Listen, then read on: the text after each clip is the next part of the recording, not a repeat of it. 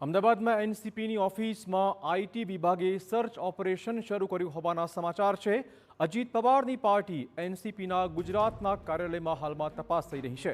ગઈકાલથી આઈટી વિભાગની ટીમ સતત કરી રહી છે આ પ્રકારની કાર્યવાહી। આઈટી અધિકારીઓની ટીમ એકત્રિત કરી રહી છે કેટલાક પુરાવા। આઈટીના અધિકારીઓ દ્વારા સંબંધિત લોકોની પૂછપરછ પણ થઈ હોવાના સમાચાર છે। ગુજરાતમાં કુલ 20થી વધુ સ્થળો પર હાલમાં આ રેડની કામગીરી ચાલી રહી છે। વધુ વાત કરવા જોડાશે અમારા સંવાદદાતા સચિન। કઈ જગ્યાઓ પર કઈ રીતની આ કાર્યવાહી?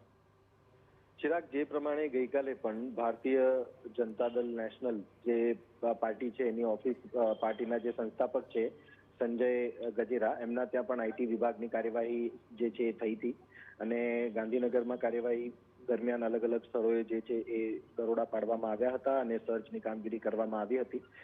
બીજી મહત્વની બાબત જે સામે આવી છે એમાં એવું છે કે રાષ્ટ્રવાદી કોંગ્રેસ પાર્ટીની જે ઓફિસ છે જે અજીત પવાર સંચાલિત છે, ત્યારે એ પાર્ટીની ઓફિસનું જે પ્રદેશ કાર્યાલય છે આશ્રમ રોડ પર, ત્યાં પણ ગઈકાલથી જે છે એ આઈટી વિભાગની ટીમ ને એમના અધિકારીઓ દ્વારા મોટી સંખ્યામાં અહીંયા આવીને સર્ચની કામગીરી ચાલી રહી છે।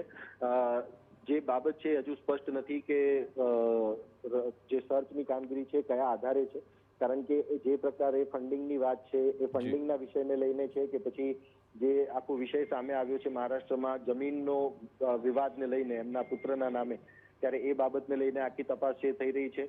આખી જે તપાસ છે તપાસમાં બેંકના જે ખાતાઓ છે સહિત જે પણ ડોક્યુમેન્ટરી એવિડન્સ છે સહિત ડિજિટલ એવિડન્સ સહિત જે પણ સંબંધિત લોકો છે તમામની પૂછપરછ પણ આઈટી વિભાગની ટીમ દ્વારા કરવામાં આવી રહી છે અને આ જે પ્રોસેસ છે પ્રોસેસ સર્ચની આઈટી વિભાગ દ્વારા હજી પણ યથાવત છે। જી, ધન્યવાદ સચિન તમામ જાણકારી બદલ।